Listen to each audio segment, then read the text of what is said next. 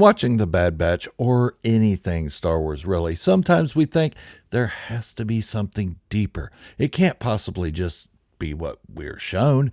Well, sometimes it isn't deeper than what we're being shown.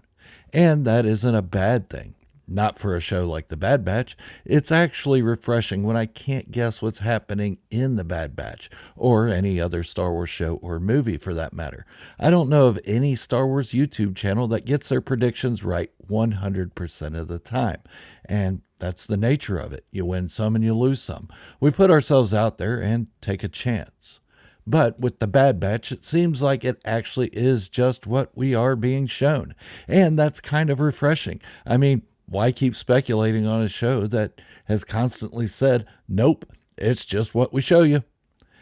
I know I sound harsher than I mean to about The Bad Batch, and that's not what I intend. I actually like the show for what it is, a fun adventure following a group of misfit clones as they take on new challenges in a galaxy that is changing around them. I'm honestly beating myself up over getting it wrong more than I really should. You were wrong, Gerald. Just admit it. Thanks, Craig. I admit it, I was wrong.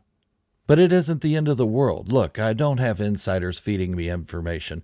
I use clues that I see. Sometimes those clues are misleading, and I fall for it. It's a trap! It's disappointing, but it isn't the end of the world. I got a couple things wrong in Andor and a couple of things right. But like I said, I took a chance.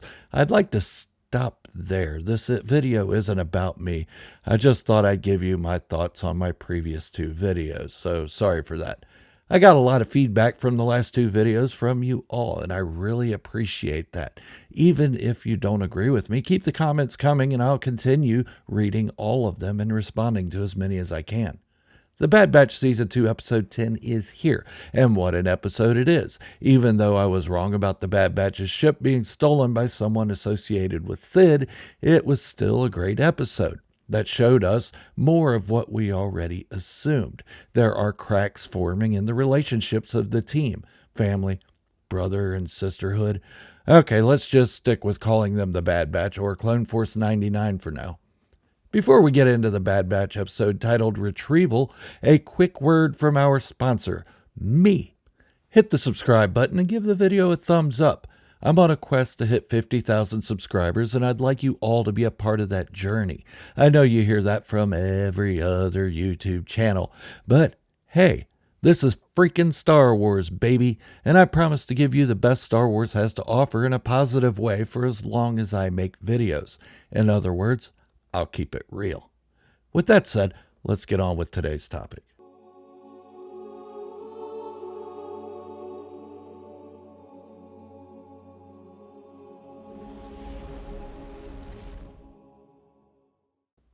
The 10th episode of The Bad Batch begins with the Bad Batch trying to salvage an abandoned speeder bike in an effort to find the Marauder and recover it.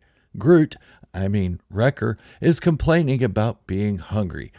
Hunter tells him that he should have saved his rations. Wrecker's response, he got hungry. And that's understandable. Wrecker is the muscle of the group. With maintaining that muscle, it takes more caloric intake than someone of, say, Tech's size.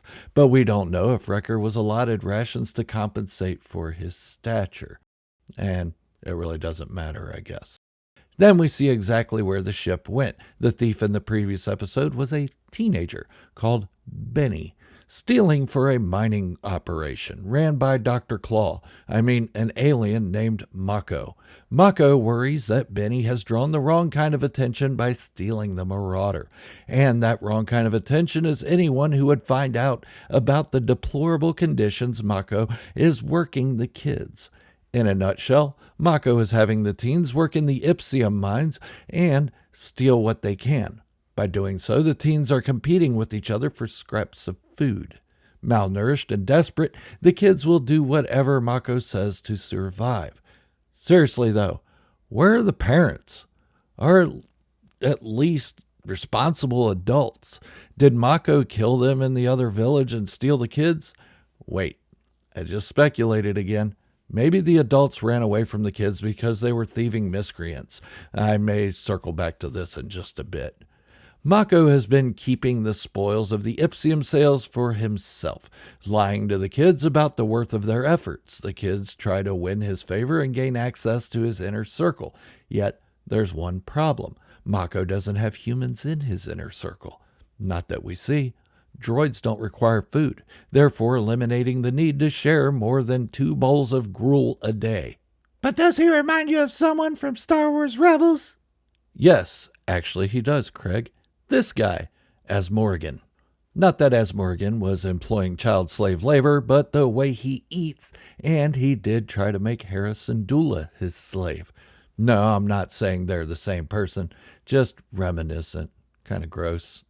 Anyways, the Bad Batch locates their ship, and while trying to retrieve it, they are discovered by Benny, who is then forced to show them how to remove it from the facility. Omega and Benny go off together to disarm the ray shields, and while on this quest, Omega discovers that Mako has been lying to the kids about the nature of the rewards for their toils. Benny, I love that name, Benny, gets upset and calls Mako out in front of everyone.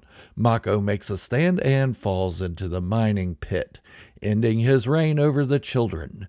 At the end of the episode, the Bad Batch brings this episode back into the ongoing storyline with a simple short conversation.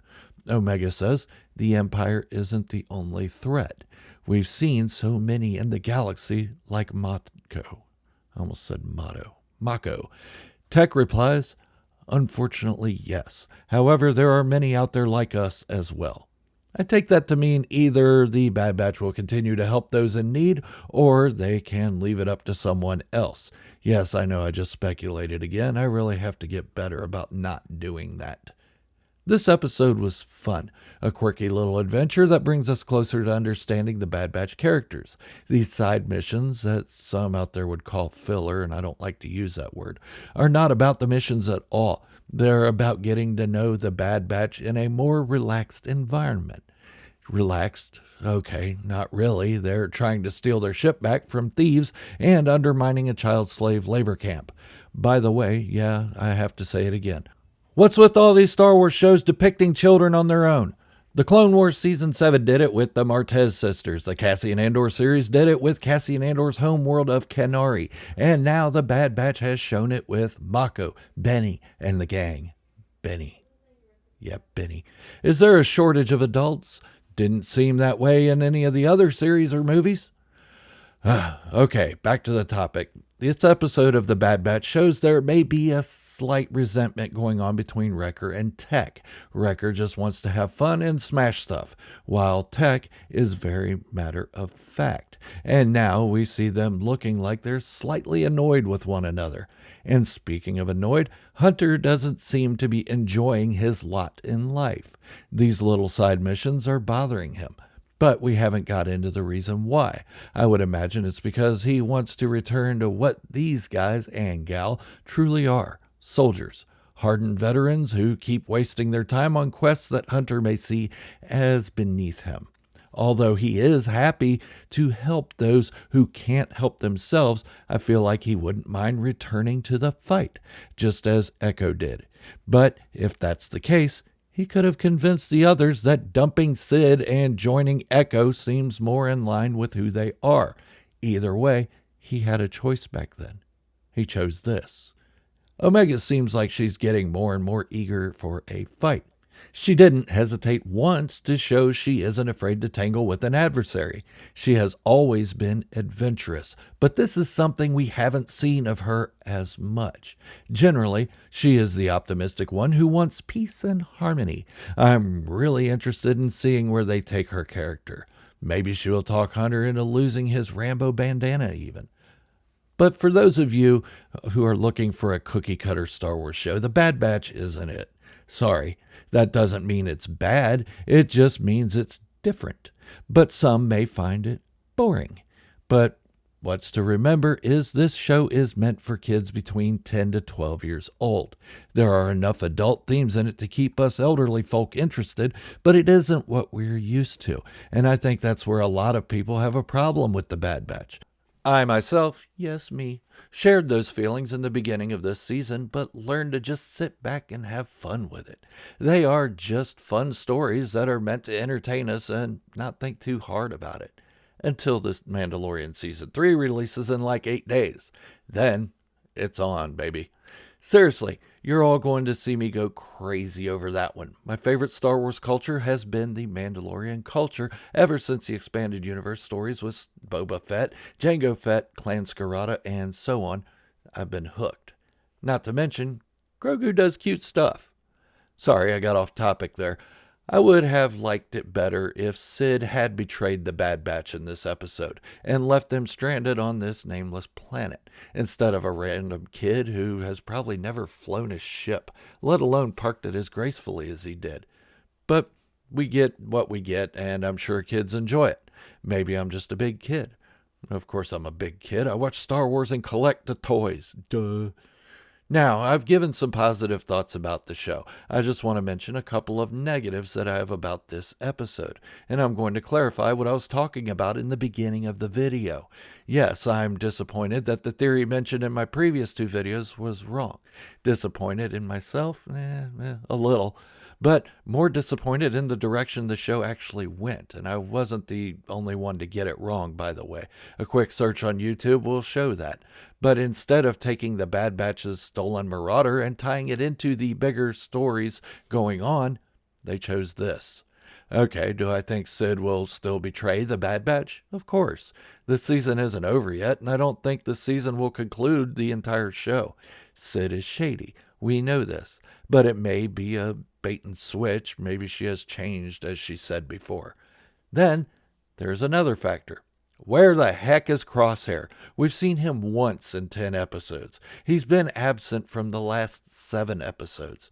Maybe they're trying to build up to something big in the finale, but the finale is still 6 more episodes away. Do we have to wait 6 more episodes to see Crosshair?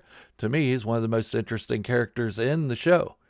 Let me know what you think in the comments. I love hearing from you, even opposing views. If I made this channel to be an echo chamber, I'd probably get bored. Just be respectful and I'll do the same. And again, a word from our sponsor, me. Hit the subscribe button to give the video a thumbs up. I'm on a journey to hit that 50,000 subscribers, and I'd like you all to be a part of the next phase of this channel.